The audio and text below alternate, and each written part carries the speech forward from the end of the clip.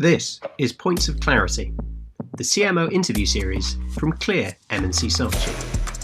Each interview covers one topic, features two speakers, and in just 3 short questions aims to deliver total clarity. We'll be starting shortly, so do enjoy the show.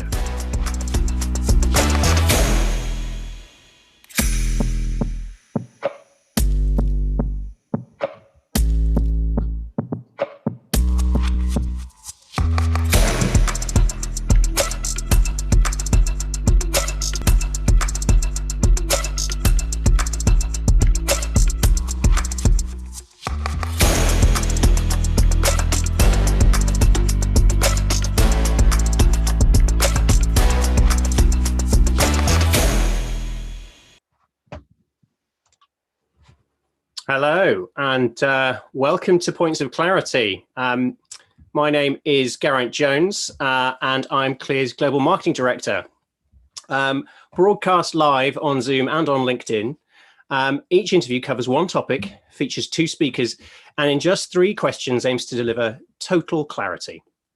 In each episode, I'm joined by a senior marketing leader to discuss how they manage the often chaotic world of modern marketing. And we'll do it in about 30 minutes. This week, I'm interviewing Pete Markey, Chief Marketing Officer at TSB Bank. Welcome to the show, Pete. I'm going to ask you to unmute and share your camera. No worries. Great. It was great to be with you. Thanks for having me. Thanks for joining us. So we'll be chatting today about finding the clarity to lead amongst the chaos and the role of the CMO in 2020, which, given the week we've all had, feels quite appropriate. Pete's the Chief Marketing Officer of TSB, where he's responsible for brand, marketing, analytics, customer comms, and digital sales. He's held digital and senior leadership roles at Aviva, the Post Office, RSA, MORE THAN, and his earlier career at Onetel, the AA, and British Gas. And as well as running marketing, Pete's also the executive sponsor for the TSB LGBTQ+ network. Pete's been awarded 4 prestigious Marketer of the Year awards and is a fellow of the Marketing Society and the Chartered Institute of Marketing. And in addition to all of that, in 2019, he was awarded the Diversity Ally Award at the European Diversity Awards. So now that I've built you up, Pete, let's get down to business. I want to talk to you first about the role of the CMO, because for a while now, it's been pretty fashionable to say that the role of the CMO is dead. But over the last 8 months, we've heard on our various shows, the Clear Conversations show and other Points of Clarity interviews, that more and more marketing leaders in a variety of sectors say they've never been in higher demand and have never had as much responsibility and has never had as much influence as they do today. Is that your experience in 2020? And if so, why do you think that is? Yeah, I think it is. And in my experience, the role of CMO has definitely changed over the last few years quite dramatically. Whereas I think if I look at when I started my career, there were aspects, particularly around brand strategy, that felt the most prevalent thing for the CMO. I think now it's far more a balance of, I use 3 words to describe the role really as CMO these days. I think first of all, it's artist. And I think for that is you've got to understand and be able to interpret great creative. You've got to be able to both work with great agencies that deliver great creative, but also interpret and understand great creative for yourself. The second word is scientist. And I think the data part of the CMO job is at the heart of your question. I think more important than ever now is an understanding of data, not just the performance of how your marketing is working, what it's delivering, but also data and analytics. How are you using first-party data, third-party data? How are you getting more effective and more efficient at deepening your customer relationships? And the third word is statesman. And I think it's really important for the CMO to represent their function well. It's often the forgotten part of the CMO job. You know, often we're so busy focusing quite rightly on the customer and objectives, we forget that actually, you know, we need to sell the vision of marketing within the organization we're in. Where's marketing going as a discipline? What's the strategy? What's the direction? And how is marketing helping to drive the business? But I think from my experience about the demand the CMO is now in, is really triggered around customer and data and around being the heartbeat of the customer in the business and being seen very much as the engine room of growth. It's an interesting point, actually, because I think we've definitely seen that play out amongst our senior clients. You know, that suggestion that not only have they never been more in demand, but they've never had less time available to actually help with all of the different demands that are being put on that time in terms of understanding the customer. I mean, Talk to me a little bit about the third point you made about statesmanship. Have you had the time to think beyond the tactical, beyond the immediate, beyond the crises of this year, and think, actually, this is how we're going to set the scene and set the direction for next year? Yeah, I think that the helpful part has been that we came into the year with a really clear vision of the core things that we wanted to achieve. And actually, COVID sort of just blew the timeline further down the road. But the core strategies largely, from a marketing perspective, stayed the same. Although there was and still remains an intense bit of work around in our world, supporting and helping customers, particularly in what is an intensely and challengingly difficult moment in their lives. And that will remain and does remain important, but it hasn't deflected us from the core objectives for the year. And therefore, I think, look, for me, whenever you're looking at the year ahead, however busy anyone is, it's so important to know the direction of when you start a year, where do you expect to be at the end of that year? I always talk a lot to my team around, in this instance now, where are we going to be by the end of 2021? Where do we want to be? What do we want to have achieved? What will things look like? And I think that visioning is really important, because kind of imagine what it would be like then says, well, what are the things we need to do to get there?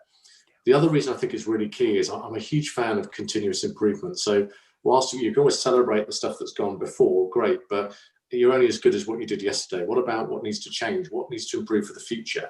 How do we stay at the top of the best of our game moving forwards? And that requires vision, ongoing focus on that vision. Otherwise, you're right. At the heart of your question is a danger to just drift into BAU, drift into kind of just keeping things ticking along. And the danger is you can miss a whole load of stuff if you haven't got that broader vision alongside you. Yeah, it's such a powerful thing to have in your toolbox. If you've got it absolutely nailed down and you feel comfortable with it and you feel it's clear enough, it gives you that ability to set course. And even if to use the horrible kind of naval analogies, even if the winds change and you get buffeted from side to side, you know where you're headed. And broadly speaking, you can course correct because you've got something really strong to rely on. Whereas we have also talked to businesses and we've talked to teams who perhaps haven't had that vision secure from the top of the business. And as a result, they find themselves very tactically just trying to keep the wolf from the door through a very difficult year and don't necessarily know what happens beyond that. Yeah, the difficulty, as you say, is you sort of get stuck in that short-termism if you're not careful. Look, I am sympathetic. I've been in businesses where I've found myself there in the past. And actually, the danger is getting stuck there and not finding a way out, because in my view, it starts to diminish the role of marketing as a sort of a smaller end service delivery function rather than a bigger strategic function. I'd question you, if you end up in that situation, are you adding the greatest value to the organization you work for? Are you adding and having the greatest impact towards the future direction of that business? It's really key. I think that's an interesting one to then jump back into the second point you made, which is about access and ownership, and also the ability to disseminate real insight from customer and consumer data. It's been such a theme of this year when we've been talking to CMOs about how much demand there's been for understanding, for insight, for knowledge about all of the change that's going on with our customers. Has that been a big driver of a kind of an increased strategic impact for your role and for the role of marketing, do you think? Definitely this year with COVID, and probably other businesses will relate to this. I think the need to keep on the pulse of customers' needs and wants and behaviours, and how that's changed over the last few months has been really important. Judging the mood of the nation has been really key. So we've done more listening, I think, to customers, and we're doing a lot already, but a lot more over the last 6 months, just to really keep the drumbeat, the heartbeat, and how are people feeling? How are people feeling about finances, about banking, about budgets, about their lives, about the wider sort of, I guess, confidence in the economy and what's going on. And that's been really key. It's also been key tonally, because when we're doing it, we produce a specific campaign through the original lockdown. Again, like others, it was filmed remotely at home, but a lot of that was about how do we get the tone of this thing right? Because you kind of, you don't want to be too downbeat, you don't want to be too upbeat, but you want to be on the side of your customer, and you want to provide content that's valuable and not self-serving.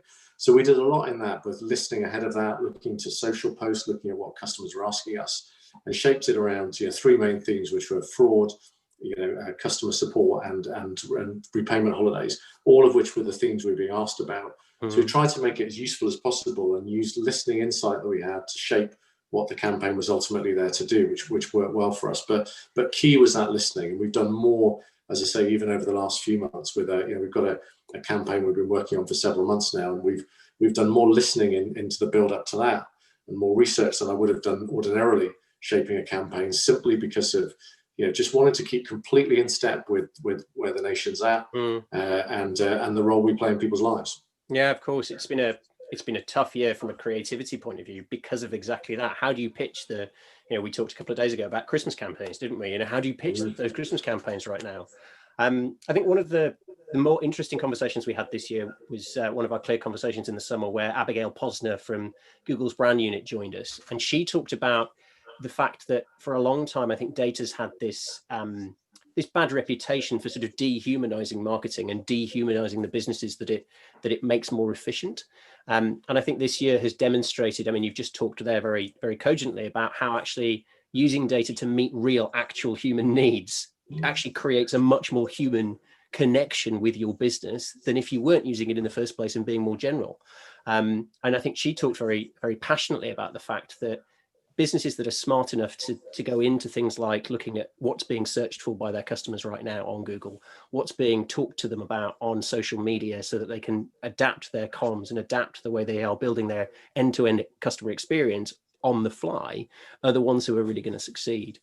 How much is just as a final follow-up to this little section, how much is the role shifted for you? How much have you been focused on thinking about that end-to-end experience for your customers versus what may have been the prior sort of role of the CMO, which was a little bit different, I think?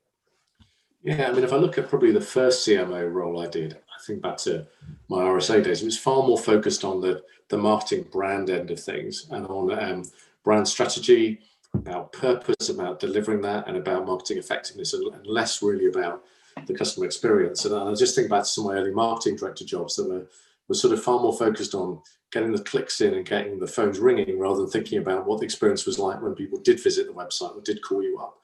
And a lot more of my role now is about actually, if someone does then interact with our brand, is that a good enough experience? And I describe it as sort of like a brand gap, isn't it? Or often for some brands could be a brand chasm. You communicate one thing, and if the experience doesn't line up, you create this sort of inequality, just an equation that doesn't work. So an increasing amount of my role is about working with colleagues in our business to make sure, when we're communicating something, that the experience really lines up with it. And an example of that would be through the lockdown period. We launched an online chat facility called TSB Smart Agent, and that was great, working both on the development of that behind the scenes and then the communication of how we launched it. So the service was as good as we were communicating it. It worked particularly well. And I think those things are really important. We've just launched a new current account. My team have been involved with the proposition development of that with the product team and the service design experience. And I also I have all the digital sales journeys run out of my team as well. So we've shaped the end delivery of the sales journeys through that team as well. And I think as CMO, you've got to be involved in those bits and take the care to be interested in not just getting people in the front door, but what the experience is like when they walk through the door. Because ultimately that's the thing that will leave that lasting brand impression and bring the customer back to hopefully engage with you on a more regular, more ongoing basis. Yeah, I think that shift is also probably what's driving, along with that data question, that kind of influence level at board level for CMOs. The ones who have that capability to influence the end-to-end experience are the ones who are going to actually drive performance for the business in a very tangible fashion over the next few years. Let's move on to talk about leadership a bit. So let's talk about clarity. Having that clarity on your commercial strategy, on the right message and tactics, the right team, the right brand experience, the right skills and partners that you need to execute. I guess that's been quite hard to come by for a lot of people, particularly a lot of people who'll be watching and listening to this this year. What have been your personal guiding principles in finding the clarity to really lead amongst all the chaos and crises of 2020? The starting moment, and we touched on this a little bit a minute ago, it would be, I think the danger as we all came into lockdown was sort of, it's that thing where you have an established plan, and suddenly you have to look at that plan and go, well, I can't do that anymore. And there's sort of this strange moment, almost like a slight bereavement moment of sort of, well, I'm really attached to this plan. I've got to kind of let go of it. And I think for me, that was a particular stage in the year of going, look, if that plan's got to change, we've got to adjust it. We've got to work on something new, and then develop the clarity behind what that plan looks like. So I think, look, don't feel afraid to lean into that change, but just be deliberate in that change. So early on, as we went into the first lockdown, we did a lot of work, particularly with our PR and comms team, to go, right, what is our plan for the next at least 3 months here? What are we going to communicate? What are we going to do? Yeah, how does this play through? And then what of the existing plan do we move back, and when do we think we'll move it to, and what decisions will we make along the way on that? And that clarity was so important to say, again, back to, otherwise you sort of live a day at a time. And particularly as we came into the first lockdown, there were a number of people emailing me with suggestions. Have you thought about doing this, that, and the other? All really helpful. But actually, that becomes a problem if that keeps going and you haven't got a plan. Much easier when you go, that's a great idea, but you were doing that in 2 weeks' time. We've already done that, or we've got this thing coming up, or we've got something better coming up. And so laying down that plan was really key. So every point you need clarity, even if your plan is completely shifted, moved, or even put in the bin. How do you rebase and get clarity on that new plan? And I would say, look, plan it 2 or 3 months out. Don't go, I'm just going to do this today and then work out what to do again tomorrow. It's so key. Even in a point where you don't have all the end answers, at that point we didn't know how long lockdown would go on for. We didn't know quite what all the trends and movements would be, but at least set something out. You can course correct it as you go. Yeah, I think you're right. I think we definitely saw amongst some of our clients this initial rush of hundreds of new initiatives mushrooming up out of the ground. I remember talking to Sulin Lau from Grab in Singapore, and she was saying they had something like 140 initiatives appear within the first 2 weeks, which were all brilliant, but only a very small portion of them actually tied to the long-term strategy of the business. And as a result, they had a very clear way to then prioritize which things to go and invest in and which things to say, thank you, it's a lovely idea, but not right now. And I think otherwise you just end up spinning your wheels and you never get anything. I think the other part of that point is that strength to make those decisions. And I guess having the right team around you really helps with making those decisions and making that work. What is it that you've been doing to make sure that you've made your team feel like there's real clarity on the future progression of their year and beyond? Yeah, I mean, I think the ongoing bit has been about just really good communication between the team, and the team can take equal credit for that. So we started off when we first went into lockdown of having a daily team call for half an hour just to check in with each other. And it was on two things: how are we all doing, how are we feeling, because it's quite an uncertain time. And then in terms of key priorities, how are we all getting on towards those priorities, and what can we do to support and watch out for each other? And that became a really good rhythm.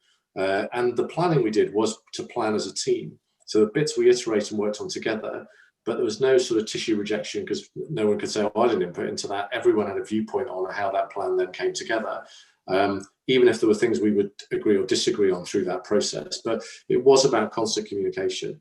And then with the wider team, we instigated a weekly all-team call. It used to be monthly. We put it into weekly, half an hour each week, that we're still doing. And I still have a call with my lead team 3 times a week for half an hour, just to touch base with each other. And the weekly all-team call has been great. So check in with everyone, share the latest news, share things that are going on, and also get people to come and share their work a bit more as well. And that sort of conversational bit has been so key. I think particularly around checking in with each other on how's everyone doing, because your experience of lockdown will be different to mine, will be different to the people who are watching this. It's quite different if you've been in a lockdown situation where you're in a 1-bed flat on your own, you're working there, perhaps feeling more isolated than someone with a family, or with a garden or something. So I think that people's situation has been quite different. So watching out for each other and watching out for each person's journey has been as important as sort of keeping the wheels of the work going as well. Yeah, I think it's an incredibly important point. I think it's one that I think a lot of people, thank goodness, have really picked up on and recognized at different speeds, obviously. But I think a lot of businesses have worked that out now, that actually it's not a shared experience. It's a shared situation which we all experience differently. And I think it's really important that businesses recognize that, and it's really important for leadership as well. I'm going to go back to the point you were making a bit earlier about your sort of 3 months ahead planning. I mean, we had Paul English from Grant Thornton on the first one of these a couple of weeks ago, and he was talking about the fact that he doesn't plan annually anymore. He can't plan annually, he doesn't feel, because actually the furthest he can see to the future is, yes, they've got a core strategy that guides them over the next few years, but in terms of the tactical and even sort of slightly longer term pieces that they're doing, they can only really think a quarter or maximum 2 quarters out, because things are changing at such pace. Is that the same for you, or do you do things slightly differently? I think the answer is somewhere in the middle. I think you know, in a business like ours, you have to lay down a plan for the year. You have to know your sales objectives, the marketing campaigns, and what you're looking to do. The bit I'd really agree on is you need enough flex in that plan to move things around, though. You know, it's very hard given COVID and given the situation we're in now with another month of lockdown, with furlough extended to the end of March, to predict everything ahead. But you need at least some solid placeholders. So my view is lay down a plan for the year, you know, plan in detail the next quarter, but have enough flex in the back, you know, 3 quarters to go. We can move some bits around if we need to, and have enough flexibility both in strategy and budget. And also, I think in mindset, like I was saying earlier on, that actually don't feel like, well, the plan's the plan's the plan. No, actually, the plan is a kind of a guide map of where we're going to go, but don't feel afraid to challenge it or change it, because if there's one thing we've all learned this year, you know, it's the need to adapt pace to a changing situation. Yeah. And that's a really good place to sort of jump into the final bit we're going to talk about today, which is, you know, how you build the right structure, the right team, the right set of skills to shape commercial strategy in 2021 and beyond, rather than just simply execute it.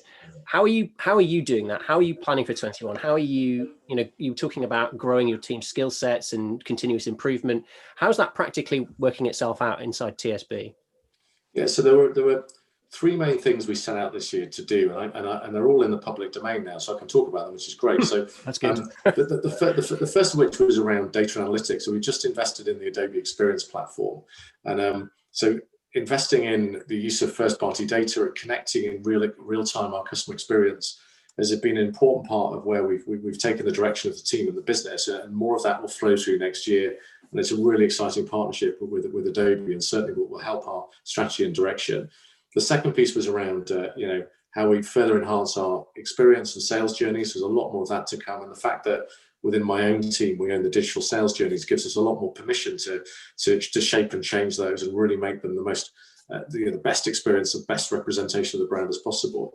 And the third was around, you know, the re-energize and the rejuvenation, the relaunch of the brand. I mean, the brand is in really good health already, and actually has been really strong through the last 6 months. But there's a moment when we think there's a platform we can take that helps to relaunch the brand into the years ahead, and you'll see more of that over the coming months. And therefore, for the team and how we're organised, we've organised around those 3 things broadly. So the team flows in. There's a whole group of people dedicated to marketing performance and where we take that and how we use technology and Adobe.